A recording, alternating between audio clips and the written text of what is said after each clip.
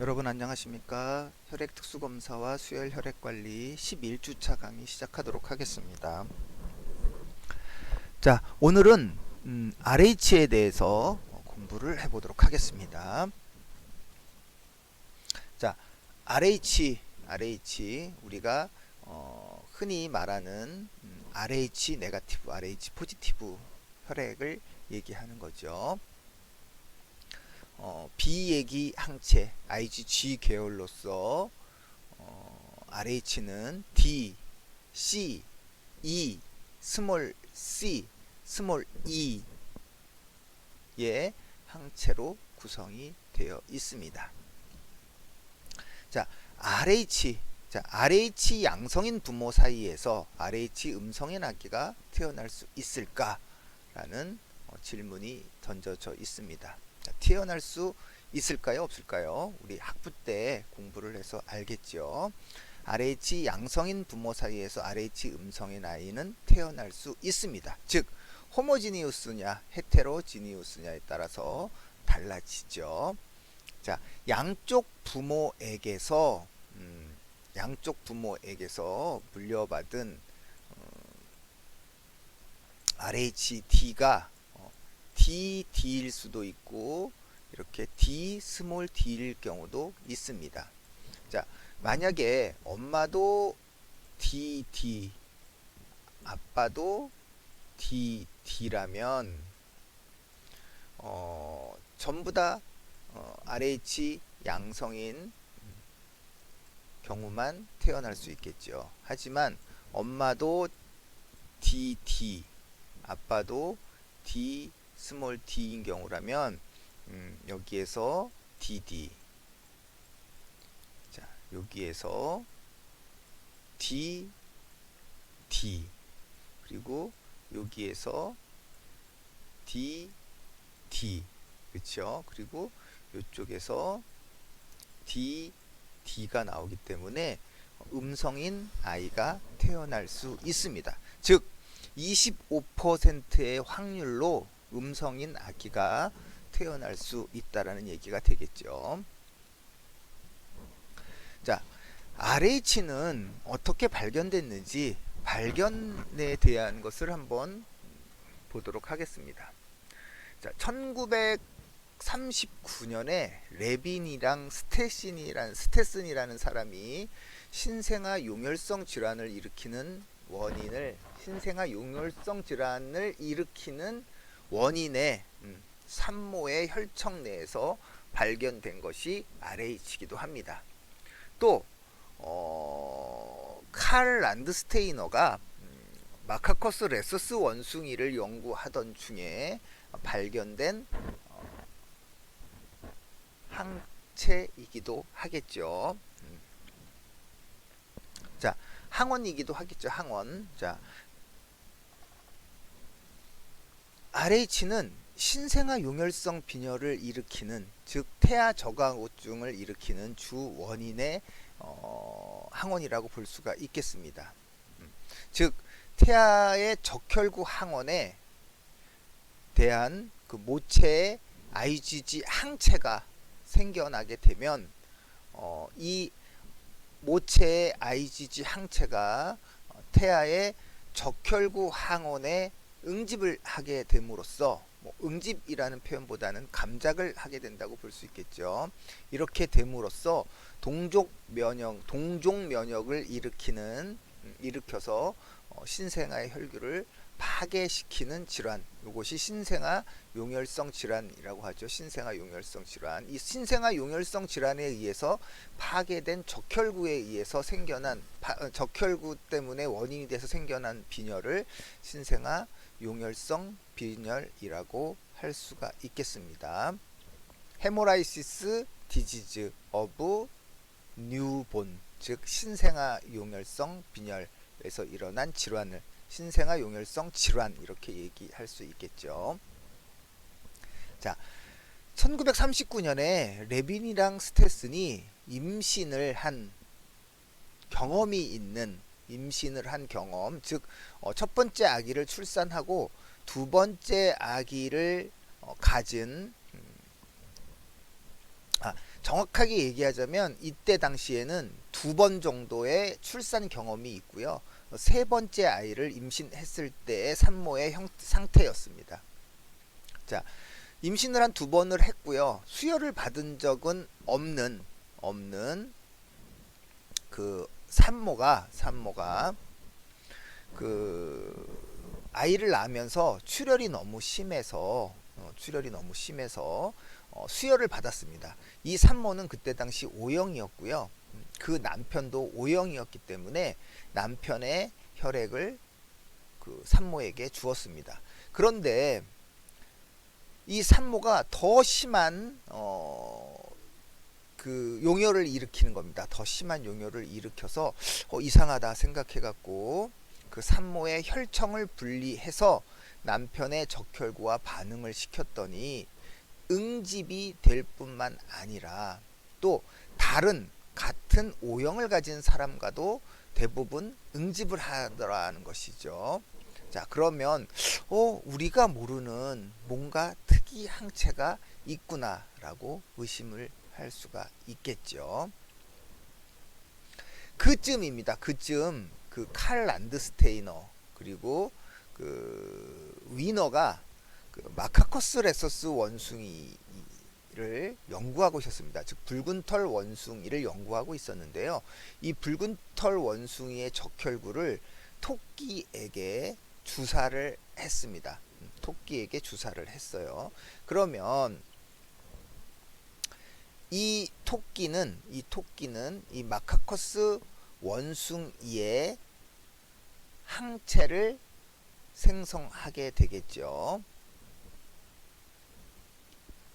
즉 마카커스 원숭이의 그 항원을 토끼에 주사를 한 것이죠. 마카커스 원숭이의 그 적혈구를 토끼에게 주사했기 때문에 마카커스 원숭이의 적혈구에 있는 항원이 그 토끼에 들어간 것이죠. 그래서 토끼는 여기에 대한 항체를 만들어냈습니다. 그러면 이 토끼의 항체는 무엇과 반응해야 되죠? 마카커스 원숭이의 항원과 반응해야 됩니다. 그것을 우리 항원 항체의 특이 결합이다 이렇게 얘기할 수 있겠죠. 그런데 이 토끼의 혈액을 채취해서 혈청을 분리했습니다. 즉 만들어진 항체를 사람의 혈액과 반응시켰더니 응집이 안 일어납니다. 응집이 안 일어나는 게 정상이라고 생각을 했겠죠. 왜?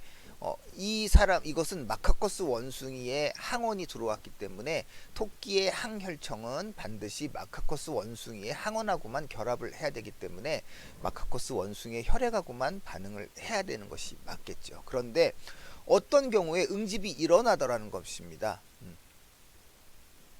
자, 그렇게 된다면 어떤 걸 우리가 생각해 볼 수 있겠죠. 자, 마카커스 원숭이 항원을 주입해서 만들어진 항혈청이기 때문에 얘는 마카커스 원숭이의 혈액하고만 결합을 해야 되는데 응집을 해야 되는데 사람의 혈액하고도 응집이 일어났다라고 한다면 뭘 의심할 수 있느냐면 사람의 혈액에서도 마카커스 원숭이와 동일한 항원이 존재하기도 한다라는 것을 의심할 수가 있겠죠. 자, 응집이 안 일어나는 사람한테는 마카커스 원숭이와 동일한 항원이 없을 것이고 응집이 일어나는 사람한테는 마카커스 원숭이와 동일한 항원이 있다라는 것을 의심할 수 있을 것입니다. 그래서 이때 발견한 것이 RH이기도 합니다. 즉 마카커스 레서스 원숭이의 이 레서스의 RH를 따서 이것을 RH다 이렇게 여기에서 발견된 항원을 RH 항원이다라고 명명한 것이죠. 그래서 이 피셔나 레이셔 같은 경우에는 이 RH 항원을 D, C, E, 스몰 c, 스몰 e로 명령을 하였고요. 칼 란드스테이너는 레빈이나 칼 란드스테이너는 얘를 RH5, RH-, RH2-, HR-, HR2-로 명명을 하였습니다. 그리고 로센필드 같은 경우에는 얘를 RH1, RH2, RH3, RH4, RH5 이렇게 명명을 하였죠. 자, 우리는 주로 피셔나 레이스가 그 명명한 D, C, E, 스몰 c, 스몰 e를 가장 많이 사용하고 있죠. 자, 이 중에서 보면 그 RH 항원에서 가장 중요한 것은 D라고 볼 수가 있겠습니다. D가 면역원성이 가장 강한 RH 항원이다. 이렇게 볼 수가 있겠습니다. 그 다음으로 C, E, 그리고 스몰 c, 스몰 e 뭐 요 정도가 면역원성이 강하다고 볼 수가 있겠습니다. 자, RH 항원인 D, C, E, 스몰 c, 스몰 e 경우에는 동종 면역 항체를 생성하는 IgG 계열이죠.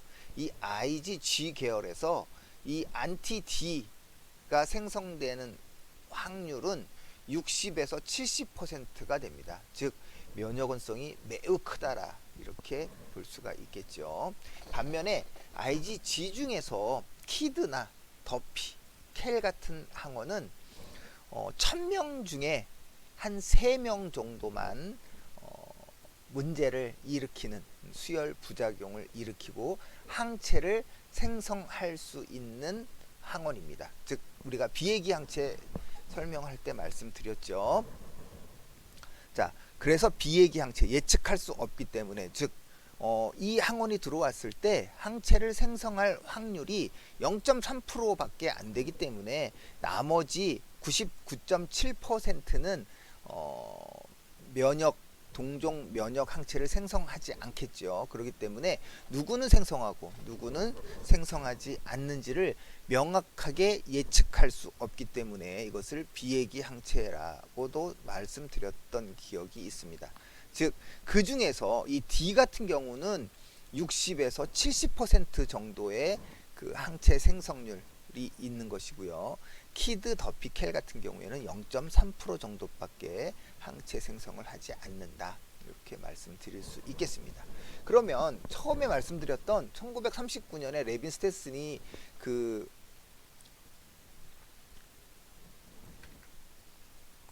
신생아 용혈성 질환을 일으키는 산모는 어떻게 된 것이냐. 자, 이 산모가 첫 번째 아이를 생산했을 때는 모르겠습니다. 두 번째 생산인지 첫 번째 생산해서 아이를 분만했을 게 어떤 것인지는 모르겠으나 먼저 이 산모는 RH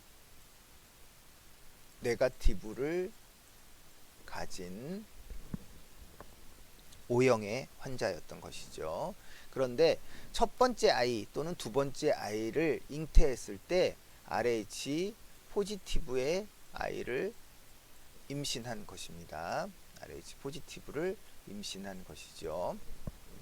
자, 그러다 보니까 이 RH 포지티브를 가진 아이가 태아가 태어날 때 탯줄을 끊었습니다. 탯줄을 끊었을 때 이 RH 포지티브를 가진 태아의 혈액이 이 산모에게로 들어간 것이죠. 산모에게로 들어가니까 이 RH 네거티브를 가진 산모는 RH 포지티브에 대한 항체, 안티바디를 생성하게 된 것입니다.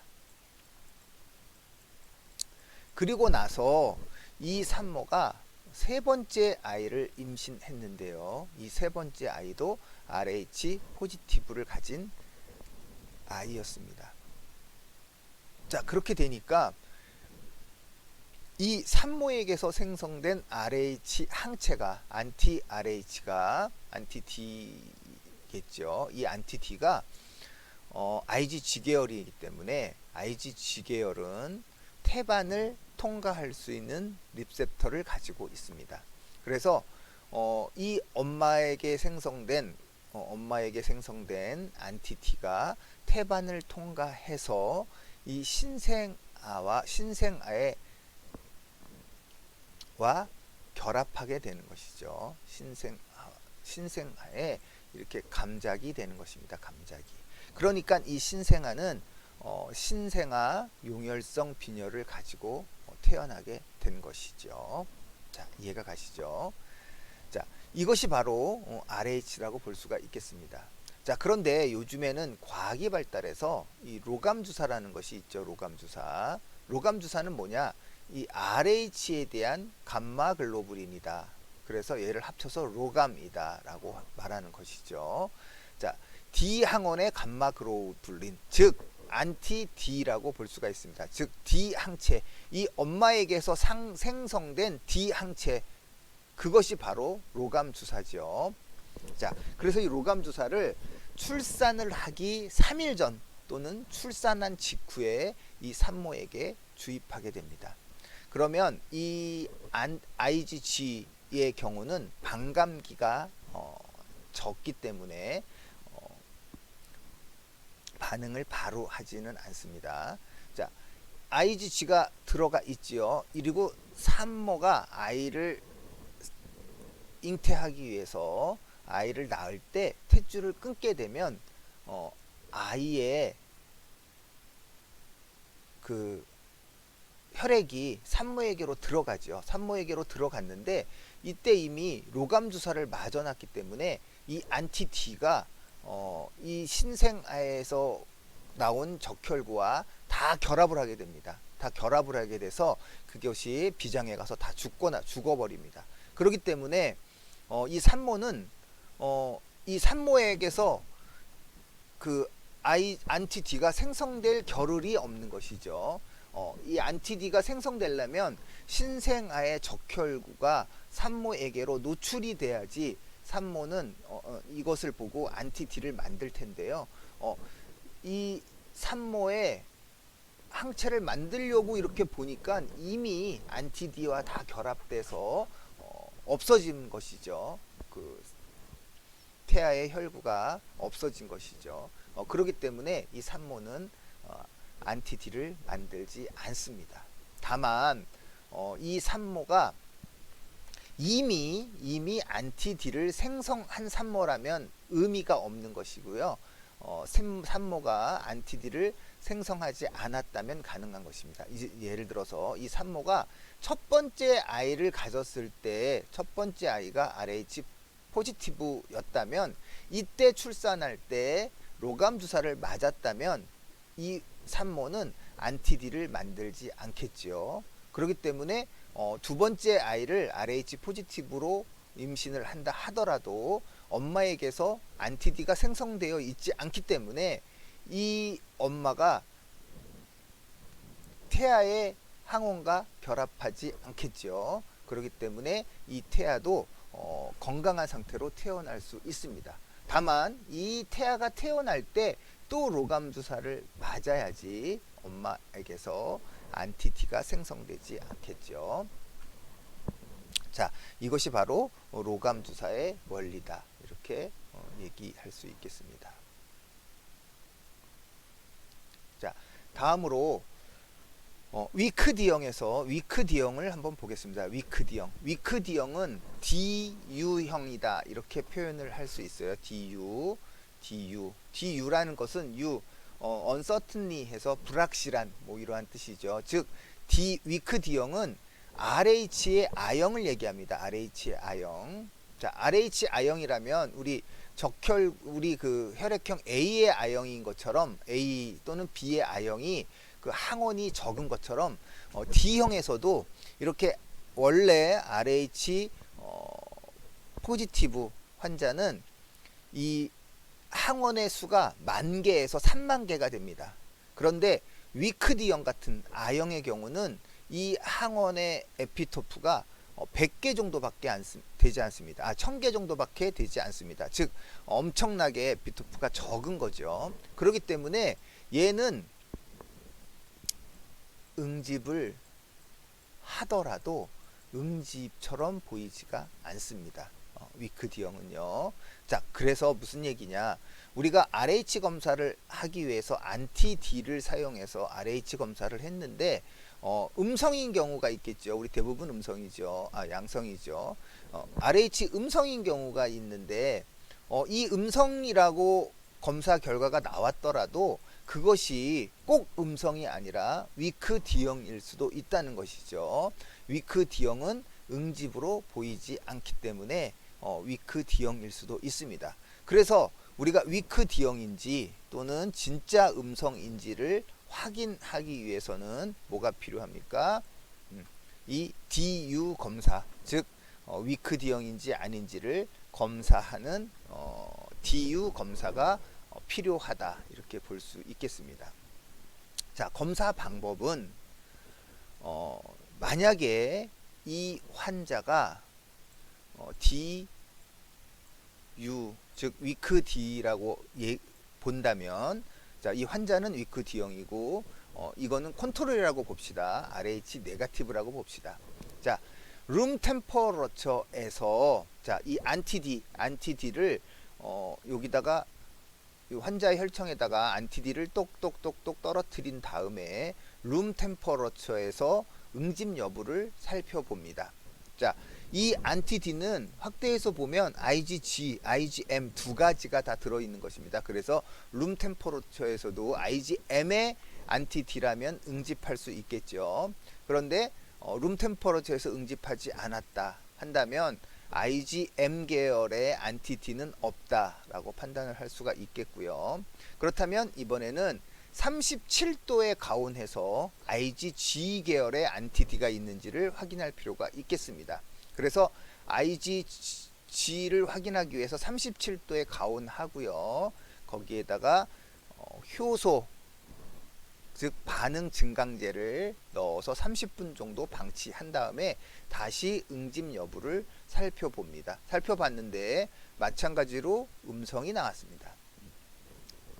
자, IgG, 우리가 보통 안티디 검사를 할 때는 응집이 강하게 보이죠. 이것은 IgM 계열이기 때문에 강하게 보이는 것입니다. 하지만 IgG 계열의 안티티가 있다면 얘는 음성으로 보이겠죠. 왜? 감작을 하는 경우는 육안으로 응집 여부를 관찰할 수 없기 때문입니다. 자, 그렇다면 워시를 잘해서 우리 쿰주 시약을 떨어뜨렸을 때 응집이 일어났다라고 한다면 위크 D형이다, 이렇게 판단을 할 수가 있겠고요. 음성 결과가 나왔다, 그렇다면 RH 음성이다, 이렇게 결론을 내릴 수가 있겠습니다. 즉 DU 검사는요, 혈청이 그 RH 항원을 와 감작할 수 있는 혈청인지를 보기 위한 검사다, 이렇게도 표현할 수가 있겠죠. 즉 룸 37도에 가온하고 반응 증강제를 떨어뜨려서 그 다음에 쿰주 시약을 떨어뜨려서 확인하기 때문에 간접 항글로불린 검사법을 이용하고 있다, 이렇게도 얘기할 수 있겠습니다. 간접 항글로불린 검사법이죠. 자, 위크 D형을 RH 네거티브 환자한테 줄 수 있을까? 없습니다. 위크 D는 분명히 응집은 보이지 않지만 에피토프가, 즉 항원이 존재하는 혈액이기 때문에 절대 RH 네거티브 환자한테 수혈해서는 안 됩니다. 하지만 RH 네거티브 환자는 위크 D에게 혈액을 줄 수 있죠. 즉 RH 네거티브는 위크 D나 RH 포지티브나 다 혈액을 줄 수 있습니다. 그런데 RH 포지티브 환자 거를 위크 D에다가 수혈을 해서는 안 됩니다. 왜? 얘네는 둘 다 RH 포지티브이기는 맞지만 위크 D형의 경우는 이 에피토프가 매우 적기 때문에 혹여나 항체를 생성할 확률이 그래도 조금은 있기 때문에 주어서는 안 됩니다. 하지만 위크 D를 RH에다가 포지티브에다가 주는 것은 얼마든지 가능하죠. 왜? 똑같은 양성이기 때문에 가능하다, 이렇게 볼 수가 있겠습니다. 그래서 중요한 것은 위크 D를 수혈자, 도너라고 본다면 양성으로 생각을 해야 되고요. 위크 D를 좀 수열자가 아니라 헌혈자인 그 도너라고 본다면 양성으로 생각을 해야 되고요. 위크디를 수혈받는 사람으로 본다면 음성으로 생각해야 된다라는 얘기를 드릴 수가 있겠습니다. 자, 위크디가 수혈자인 경우, 즉 뭐예요? 수혈을 받는 사람의 경우 어떻게 생각할 수 있겠느냐? D항원의 질적 부족에서 발생할 수 있다. 자, 위크디는 D항원의 양적 부족이죠. 즉 에피토프가 1000개밖에 안 되는 양적 부족에서 발생할 수 있는 경우고요. 약 D형은 일반적으로 D음성이다. 약 D형은 응집이 보이진 않지만 엄연히 그래도 에피토프를 가지고 있는 양성입니다. 수혈자라면, 환자라면 음성으로 취급해야 된다. 환자라면 음성으로 취급해야지 RH 포지티브 환자의 수혈을 받지 않겠죠. 그래서 이것이 정답이라고 볼 수 있겠네요. 직접 항글로불린법으로 검사한다? 아니죠. 반응 증강제 사용하고 온도 37도를 유지한다면 간접 항글로불린 검사법입니다. 음성 환자에게 수혈 시 항D를 만들지 않는다. 자, 위크디는 분명히 에피토프를 가지고 있는 양성이기 때문에 음성 환자에게 수혈했을 경우에 60에서 70% 정도의 항체 생성률이 있다. 즉 항D를 만든다. 이렇게 볼 수가 있겠습니다. 정답은 3번이 되겠습니다. 다음으로 파샬D를 보겠습니다. 파샬D는 변이형이라고 볼 수 있습니다. 변이형, 즉 D항원의 요 에피토프를 확대를 해서 보면요, 이렇게 9개의 에피토프가 이 9개의 그 에피토프로 구성이 되어 있습니다. 이 하나의 에피토프가 요 9개의 그